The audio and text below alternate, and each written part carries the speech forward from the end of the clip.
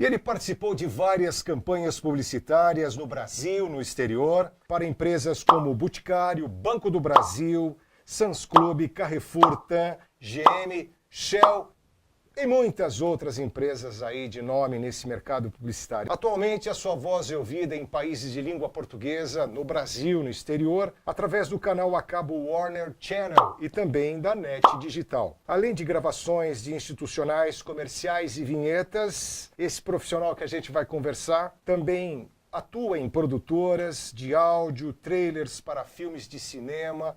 Ele foi professor aqui na Rádio Oficina em São Paulo e em cursos superiores como a Anhembi Morumbi e a Uni Santana. Wilson Versolato, velho. Opa! Que bom Cirão, ter você aqui. como é que Quanto você tá? tempo? Tudo bem?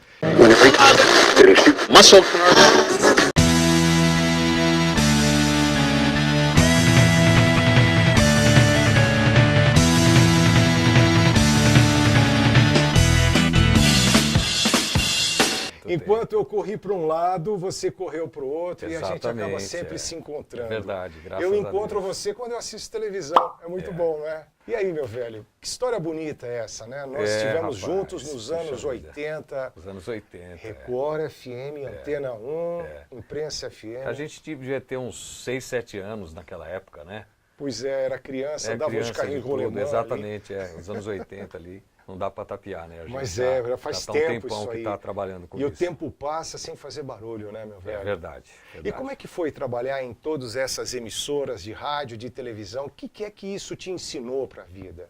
Eu acho que foi muito importante, muito gratificante. Eu conheci muita gente legal, conheci profissionais fantásticos. Hoje estava me lembrando do Johnny Black, você se lembra do Lembro Johnny do Johnny Black, trabalhei com ele na Record. Carlos K, Sim, né, que foram os meus padrinhos, o Edson Guerra, que faleceu, que era coordenador da Rádio Globo, que foi o meu primeiro trabalho. Depois foi para Antena 1, e depois esteve na Record, trabalhei com ele na Record. Exatamente. A Antena 1 eu trabalhei umas 5 vezes. Na Record a gente trabalhou juntos também, né? Enfim, depois eu acabei indo para a televisão, quando eu estava eu estava trabalhando na Musical FM, apareceu um amigo lá, que é o Ari Neto. Conhece o Ari, né? Eu me lembro, trabalhou com a gente na imprensa, não foi? Exatamente. Aí o Ari pegou e falou assim, vamos comigo lá fazer um teste no SBT. E hoje ele era mestre de cerimônia. Mestre de cerimônia, locutor. Vejo ele, somos amigos pelo Face, sei que ele está com uma vida brilhante aí muito também. Muito bom. Ele teve foi para Campinas e lá ele tem um restaurante, enfim, diversificou, né? Ficou junto com a família, tal, foram todos para lá. E era uma fase romântica do rádio aquela, né? Eu tenho um dos vídeos do canal que mostra um pouco como é que nós trabalhávamos naquela época, né? Interagindo com os equipamentos, cartucho, colocando disco no ponto, era uma fase muito legal. Era muito legal. E muita diferença do rádio para a televisão, Wilson? Muita diferença porque no rádio você faz tudo, né? O rádio você muitas vezes faz a programação, você atende ouvintes, faz a sonoplastia.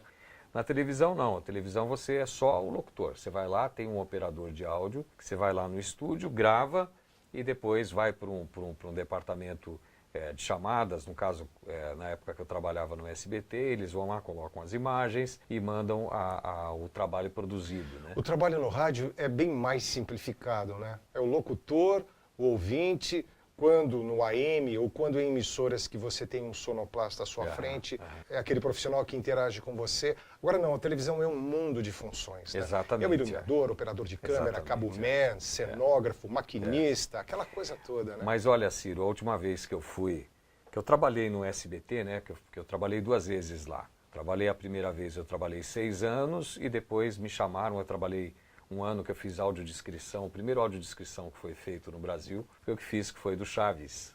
Então, quando você liga a tecla SAP, a maioria das coisas do Chaves fui eu quem fez, né? Mas a última vez que eu fui lá, a própria pessoa que faz os textos da chamada, elas sonorizam, colocam vídeo, fazem de tudo ali, quer dizer, ou seja, estão tentando enxugar as profissões e colocando mais encargos pro... O programa do Chaves é um programa infantil que se arrastou aí por várias gerações. É engraçado, quando a gente fala no Chaves, muita gente reage sempre de forma muito saudosa. E como é que é você fazer audiodescrição de um programa de humor infantil? Tem muita diferença da linguagem? Você fala sempre num tom acima, né? Porque você tem que estar dentro do pique deles. Porque se você for prestar atenção, tanto os dubladores acredito que os atores também, eles falam para a criança, então eles falam alto, né? Porque a criança tem muita energia, a criança gosta de falar alto, elas não conversam, elas gritam, né? Então era aquela coisa, essa, Chiquinha dá um tapa em Chaves, Chaves sai correndo. Seu Barriga vem reclamar com Chaves. Dona, como é que chama daquela mulher lá, a bruxa do 71, 51 lá? Chico tinha bob no cabelo. Ia dar um tapa no Seu Madruga. Seu Madruga fica olhando espantado. E assim vai, né? Você vai falando todas essas coisas para que a pessoa que é um deficiente visual acompanhe e entre no clima, né? Junto com os efeitos, junto com as vozes dos atores. É diferente, por exemplo, de você fazer um audiodescrição de um filme, por exemplo, de terror, né? Aí você tem que fazer um tom fazer mais uma baixo. entonação. Exatamente. Falando disso, eu acho interessante a gente comentar com o nosso pessoal do canal diferentes técnicas. Sim. Muda o conteúdo, muda a técnica. Muda tudo. Variação interpretativa, né? Muda tudo, muda tudo. Documentário, você está fazendo Estradas Perigosas, por exemplo, no Exatamente, Discovery. é. Depois você vai fazer um programa, um Discover Health, Exatamente, que é uma outra pegada. Outra pegada. Cada coisa, cada produto é uma coisa diferente, né? Quando eu comecei a fazer os documentários do Discovery, já faz mais de 20 anos, a gente seguia muito os locutores americanos, né? Então, você ouve o original, você vai mais ou menos naquela tocada do cara, né? E aí, com o tempo, você vai começando a pegar a tarimba e você não precisa mais daquela referência, né? E muitas vezes a tua referência acaba se tornando melhor do que a do original, né? Porque você já tem todo um referencial e experiência, né? Então acaba ficando um trabalho, acredito que até mais profissional do que o original. Isso Interessante é o que você comentou, você que já teve experiência, morou nos Estados Unidos. O Brasil, ele tem tanto em rádio e televisão um rastro muito forte da televisão e do rádio americano, né? Sim. Principalmente o rádio na década de 30, quando vem a propaganda para o Brasil. Sim.